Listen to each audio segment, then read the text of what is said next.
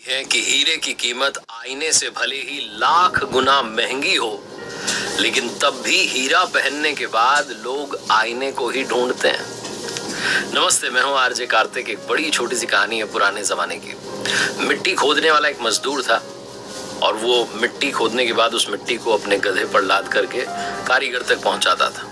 एक दिन मिट्टी खोद रहा था तो मिट्टी खोदते खोदते उसे जमीन में से एक चमकीला पत्थर मिला। बड़ा अट्रैक्टिव था, उसे बड़ा पसंद आया। उसने उसको बिना देरी के अपने गधे के गले में जो है बांध दिया और फिर से मिट्टी लाद करके जाने लगा। जब वो मिट्टी लाद करके उस गधे को लेकर के जा रहा था अपने कारीगर के पास में, तभी उसे रास्ते में उस गांव के एक सेठ जी मिले। छोटी सी किराने की दुकान चलाते थे, सारे गांव वाले सेठ जी कहते थे उनको। सेठ जी ने कहा, मेरे भाई इसको कहाँ लेकर के जा रहे हो गधे को? बोले बस वही अपने काम पर जा रहा हूँ। पर नहीं, गधे के गले में जो है इसको कहाँ लेकर के जा रहे हो? बोले बस ये तो अब आज से मेरी हो गई, मुझे मिली है जमीन में। सेठ जी ने कहा, ये चमकीला पत्थर मुझे पसंद आ रहा है, मुझे दे दो। कितने में दोगे? तो गरीब आदमी था, उसने कहा 1 किलो गुड़ दे दो आप, मैं आपको दे दूंगा। सेठ जी ने 50 रुपए का 1 किलो गुड़ जो था उसको दे दिया, उससे वो चमकीला पत्थर ले लिया। अब सेठ जी को भी बड़ा पसंद आ रहा था, बड़ा चमक रहा था। तो सेठ जी ने ले जाकर के अपने गाँव में उनकी जो दुकान थी किराने की, उसके तराजू की डंडी में बांध दिया और बड़े शौक से जो उसको जो है रखने लगे। बार बार उसको देखते थे कितना चमकीला है। एक दिन उनके गाँव में संयोग से एक जौहरी आया और उसने देखा कि किराने की दुकान चलाने वाले सेठ जी के पास में तराजू की डंडी में हीरा बंधा हुआ है। उसकी तो आंखें खुली रह गई।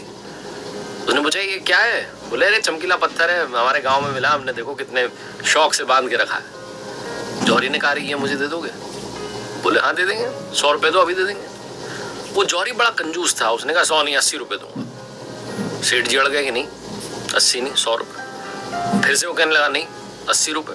सेठ जी ने कहा, भाई मैं सच बताऊं, मैंने तो 1 किलो गुड़ दे करके से एक मजदूर से खरीदा है और 50 रुपए का 1 किलो गुड़ था। अब मैं तुम्हें कम से कम 100 में तो दूंगा, डबल तो प्रॉफिट होना चाहिए, बेनिफिट होना चाहिए, मुनाफा तो कमाऊं। कंजूस जौहरी को लगा कि ये मान नहीं रहे। उसने कहा, मैं कल फिर आता हूँ। वो अंदर ही अंदर सोचने लगा कि कल आऊंगा, कल शायद मान जाए, 80 में बात बन जाए।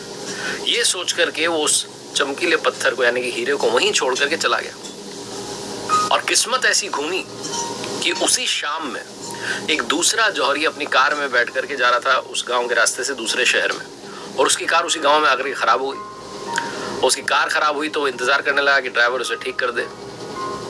तो अब क्या करे, तो गांव घूमने लगा तो वहां देखा कि किराने की दुकान है, सेठ जी बैठे, सोचा कुछ खाने पीने का आइटम ले लेते हैं। दुकान के पास गया तो जाकर के देखता है कि वही तराजू की डंडी में एक चमकीला पत्थर जो है वो टंगा हुआ है, यानी कि हीरा बंधा हुआ है। और उससे रहा नहीं गया, उसने भी पूछा, भाई ये कितने का दिया? सारे काम छोड़ो, ये बताओ। सेठ जी ने कहा, देखो भैया 100 रुपए का, इससे 1 रुपया कम नहीं है। आज सुबह भी एक आया था, ये ले जाना चाह रहा था, कह रहा था 80 रुपए, मैंने मना कर दिया। 100 रुपए से 1 रुपया कम नहीं, लेना हो तो लो, नहीं तो बात खत्म करो। दूसरा जो जौहरी आया हुआ था बड़ा समझदार था, फटाफट उसने 100 रुपए का नोट दिया, वो चमकीला पत्थर यानी कि हीरा रख लिया। और जैसे ही कार ठीक हुई, रवाना हो गया कि कहीं वापस ना ले ले सेठ जी। अगले दिन वो कंजूस जौहरी आया और कंजूस जौहरी आकर के देखता है कि तराजू की डंडी में से वो गायब है। पूछने का, कहाँ गया वो पत्थर? सेठ जी ने कहा, वो तो एक दूसरा आदमी आया था कल शाम में, लेकर के गया, उसने मुझे 100 रुपए दे दिए, कोई उसने नानो करने की, बिना देरी के 100 रुपए दिए लेके गया। वो जो कंजूस जौहरी था उसे बहुत गुस्सा है कि क्या हुआ, हाथ से आया मौका निकल गया। अब गुस्से में क्या करे, गुस्सा निकालना था।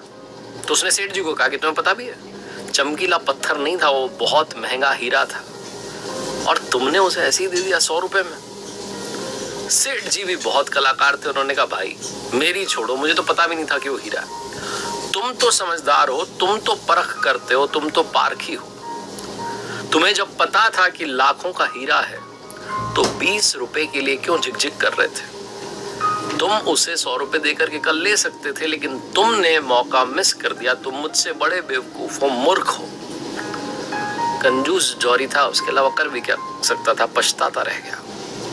बहुत छोटी सी कहानी जिसका सार ये समझाता है कि लाइफ में अपॉर्चुनिटी आती है, अवसर आता है, लेकिन हम में से कई लोग कल करेंगे, परसों करेंगे, 1 तारीख से करेंगे, सोमवार से करेंगे, अगले हफ्ते से, नए साल से, इसी सब में मौका मिस कर देते हैं और बाद में सोचते रह जाते हैं कि लाखों की अपॉर्चुनिटी थी, ऐसे ही चली गई। शुभस्य शीघ्रम, ये मंत्र याद रखिए। शुभ कार्य को जितना शीघ्र किया जाए उतना बेहतर होता है।